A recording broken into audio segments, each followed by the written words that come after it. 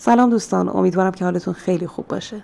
با یک داستان جدید در خدمت شما هستم. از یادگویی پرهیز میکنم تا بریم سراغ شنیدن داستان. اگر از داستان لذت بردین لطفاً لایک و سابسکرایب رو فراموش نکنید که حمایت های شما باعث دلگرمی ما و موجب ادامه دادن ماست. ممنونم از شما. یکی بود یکی نبود. در روزگاران قدیم مرد نانوایی زندگی می‌کرد که با شاگردش در نانوایی مشغول کار بود. یک روز بعد از پختن نان به استراحت مشغول شد و منتظر ماند که مرد خارکن بار خار را از صحرا بیاورد. و پیش خودش در فکر بود که ای کاش می‌توانستم پول مرد خارکن را به او ندهم. حیف نیست که پول بی زبان را برای خارکن هدر بدهم. او در خیالش برای خارکن نقشه کشید که کاری کند که خارکن تا ابد مغروض به او بماند و برایش مجانی خار بیاورد. کمی بعد خارکن از راه رسید و گفت سلام برادر. مرد نانوا جواب سلامش را داد و با چرب زبانی گفت تو چطوری مرد زحمتکش؟ خارکن گفت شکر خدا، نفسی می آید. مرد نانوا کمی من کرد و گفت راستی حساب و کتابمان چقدر شد؟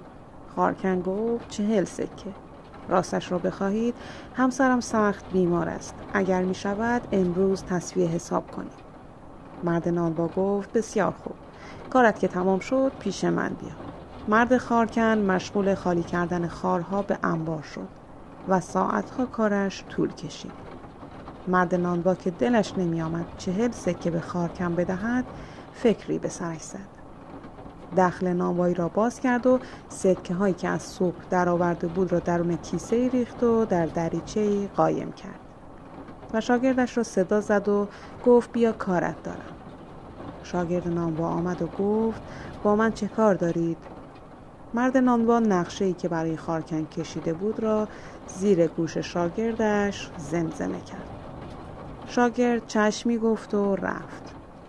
خارکن که می‌دانست زن بیمار و فرزندانش حتما خیلی انتظارش را می‌کشند، کارش را که تمام کرد پیش نانوا رفت و گفت کار من تمام شد. مرد نانوا گفت راستش را بخواهی این روزها کسی پول ندارد و من به مردم نسیه نان می‌دهم. بیا به دخل مغازه‌ام نگاه کن. از صبح هیچ سکه‌ای کاسبی نکردم و خالی است. همه را نسیه دادم. مرد خارکن سرش را به زیر انداخت و گفت به خدا توکل کن. خارکن که نمیدانست از شرم و خجالت چگونه به سراغ زن و بچه‌اش برود در فکر فرو رفته بود که نانوا گفت حالا فکری کردم که تو هم به بدبختی هایت برسی و مشکلت را حل کنی. خارکن گفت چه فکری؟ نانوا گفت به تو یک انگشتری میدهم که قیمتش 10,000 سکه است. البته یادگار پدرم است.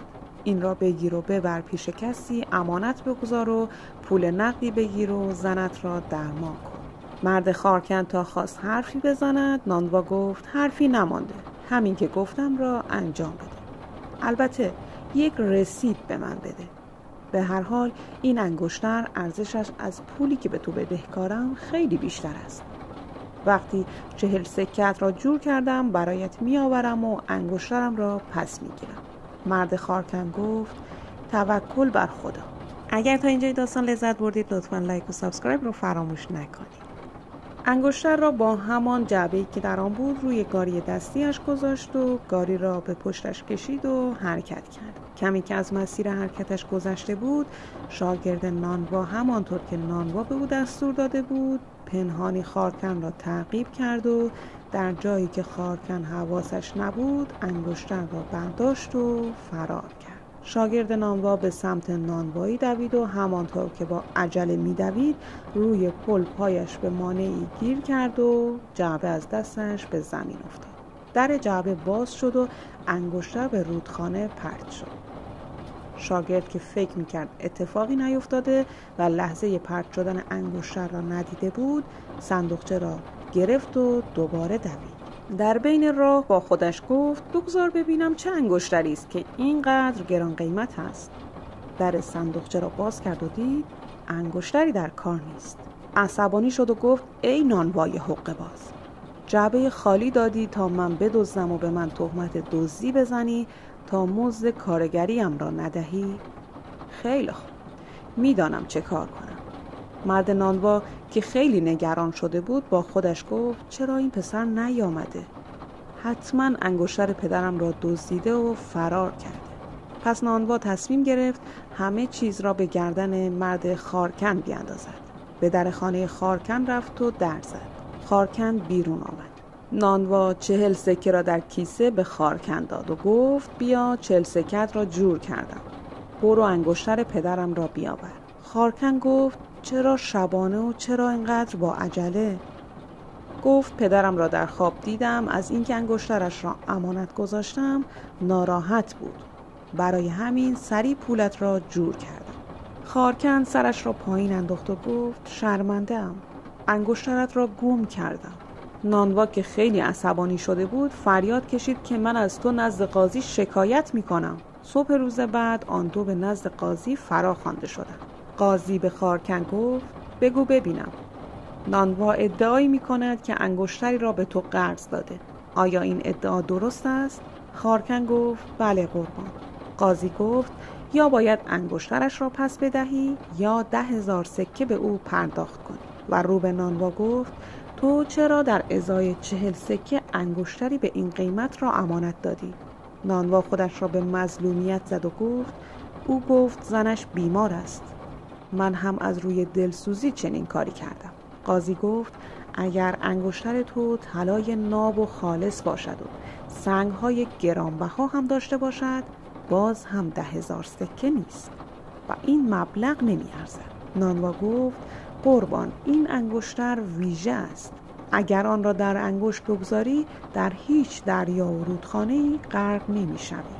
قاضی با خودش گفت امکان ندارد این مرد خسیس انگشتری را با این قیمت به چنین مرد فقیری داده باشد و اعلام کرد که تنها حکمی که میتوانم الان بدهم این است که مهلتی چند روزه به خارکن بدهی تا خسارت وارد شده را جبران کند. نانوا هم از محکمه بیرون آمد و گاری خارکن را برداشت و گفت اگر پولم را زودتر جور نکنی خیلی زود خانه ات را هم میفروشم و مجبور میشوی تا آخر عمرت برایم خار بیاوری. خارکن با غمی عمیق به خانه رفت و گفت خدایا به امید خودت. از فردای آن روز خارکن برای نانوا خار میکند و میبرد که یک روز دید مأموری جلوی نانوایی ایستاده. گفت خارکن بارت را زمین بگذار و هر دو با من بیایید. خارکن گفت اما من هنوز یک روز دیگر مهلت دارم. در هر حال به حضور قاضی رفتند و قاضی گفت حتما تعجب کردید که شما را احضار کردم. قاضی گفت ما پسر جوانی را دستگیر کردیم که انگشتر گران قیمتی در دست داشت. انگشتر را به جواهرشناس نشان دادیم، او هم تایید کرد که هر کس این انگشتر را به دست کند در هیچ آب و دریایی غرق نمی شود. شاگرد نانوا به محکمه وارد شد و قاضی به نانوا گفت تو بگو آیا این پسر را می شناسی؟ نانوا گفت این پسر شاگرد من بود، از وقتی انگشترم گم شده او هم دیگر پیدایش نشد. قاضی گفت این پسر میگوید چون شما مزد کارگریش را نمیدادید شما را ترک کرده. نانوا گفت دروغ میگوید، او همیشه سر وقت مزدش را میگرفت. قاضی گفت در هر حال راه این که اثبات بشود صاحب انگشتر چه کسی است امتحان کردن است. همه به کنار رودخانه می رویم چون انگشتر فقط صاحب اصلی خودش را از غرق شدن نجات می دهد. همه به کنار رودخانه رفتند. مردم هم جمع شدند. قاضی گفت چشمان نانوا را ببندید. چشمان نانوا را بستند و انگشتر را در دستان نانوا گذاشتند و او را به داخل آب بردند. نانوا که نمیدانست آب او را به کجا میبرد به جای عمیق‌تر رودخانه رفت و فریاد کشید مرا بیرون بکشید که دارم غرق میشوم. خارکن گفت جناب قاضی اگر کمکش نکنیم او غرق میشود. داریم به پایان داستان نزدیک میشیم. از اینکه با لایک و سابسکرایب از ما حمایت میکنید از شما ممنونم. قاضی گفت پس تو صاحب انگشتر نیستی که داری غرق میشوی. نانوا گفت به خدا هستم. قاضی گفت پس حتما چیزی در مورد انگشتر دروغ گفتی. چون جواهر فروش گفت اگر صاحب انگشتر دروغی بگوید حتما در آب غرق می شود. نانوا که دیگر نمی توانست خودش را در آب بالا بکشد فریاد کشید دروغ گفتم. اول مرا نجات بدهید، بعد هر چه می خواهید بپرسید. قاضی گفت همین حالا بگو، آیا از شاگرد نانواییت نخواستی که انگشتر را از خارکن بدزدد؟ نانوا گفت چرا گفتم جناب قاضی، نجاتم بدهید. قاضی گفت بیرونش بیاورید که همه چیز روشن شده. نانوا که از آب بیرون آمد چشمش را باز کرد و دید که ای دل غافل، این که انگشتر من نیست. قاضی آنها را به محکمه برد و گفت تو ای نانوا به طمع 40 سکه انگشتر را به خارکن دادی و شاگردت را فرستادی که انگشتر را بدزدد تا خارکن تمام عمرش را برایت مجانی کار کند و نمیدانستی که این گونه به دام میافتی و حالا به مجازات اعمالت میرسی. و رو به خارکن کرد و گفت تو مرد زحمت کشی هستی، تو که میدانستی نه میتوانی 10,000 سکه فراهم کنی و نه انگشتر را پیدا کنی، چرا فرار نکردی؟ خارکن گفت میدانستم بیگناهم، تا فردا هم وقت داشتم. قاضی گفت اگر امروز ماجرا این گونه پیش نمی رفت چه می کردی؟ خارکن گفت مثل همیشه باز هم به خدا توکل می کردم.